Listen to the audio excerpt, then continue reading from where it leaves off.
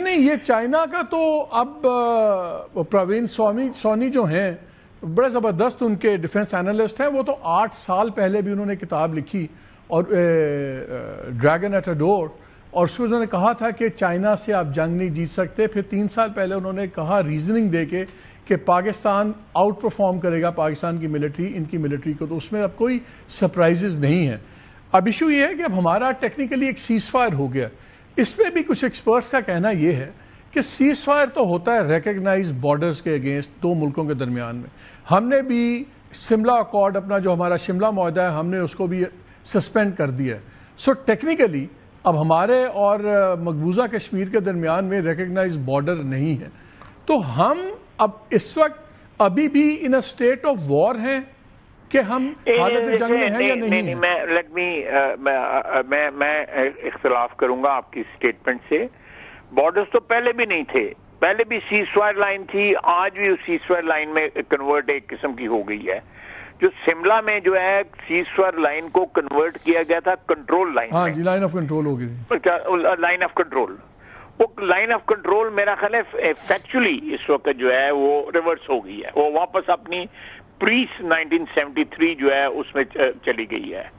اور this is something which is I think this itself is an achievement. خیر صاحب ایک بات بتائیں، مجھے ذاتی طور پہ پتا آپ تاریخ کی بہت کتابیں پڑھتے ہیں اور آپ بایوگرافی بہت زیادہ پڑھتے ہیں، so you are good at judging people.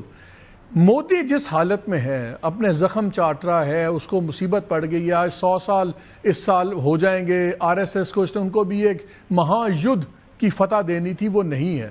پھر ڈومیسٹک ساری پرابلمز ہیں. مجھے آپ یہ بتائیں اگر میں آپ سے پوچھوں کہ ان دا نیکسٹ 1 or 2 years کیا آپ کو لگتا ہے کہ یہ مودی پھر ایسی کوئی حرکت دوبارہ کر سکتا ہے؟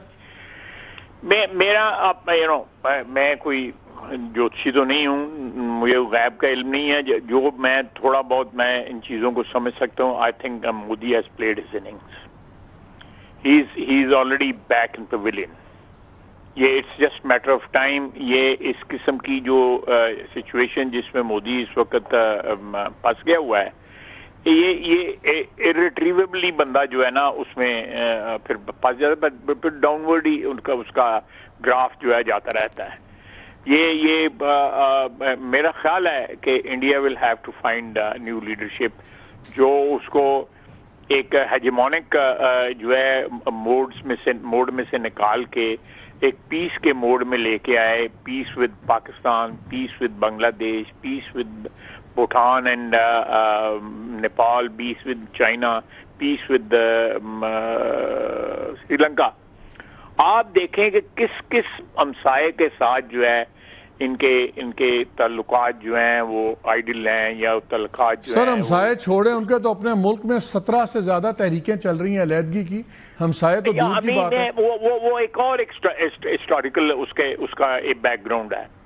دیکھیں پریزنٹ ڈے انڈیا جو ہے نا، انڈیا ایز ون یونٹ تاریخ میں کبھی نہیں رہا. بلکہ ایٹ پیس 500 سے زیادہ ریاستیں جو ہے وہ انڈین سب کانٹیننٹ بناتی تھیں یا سب کانٹیننٹ بناتی تھیں، جس میں پاکستان کا بھی تھا، بنگلہ دیش سے آسام تک یا برما تک جاتا تھا. نیچے جو ہے جو راس کماری ہے جو ان کا ساؤتھ جو ہے وہ آپ کی بات صحیح ہے. تاریخی طور پہ کوئی اکھنڈ بھارت ٹائپ چیز کوئی نہیں تھی. یہ very very modern and very recent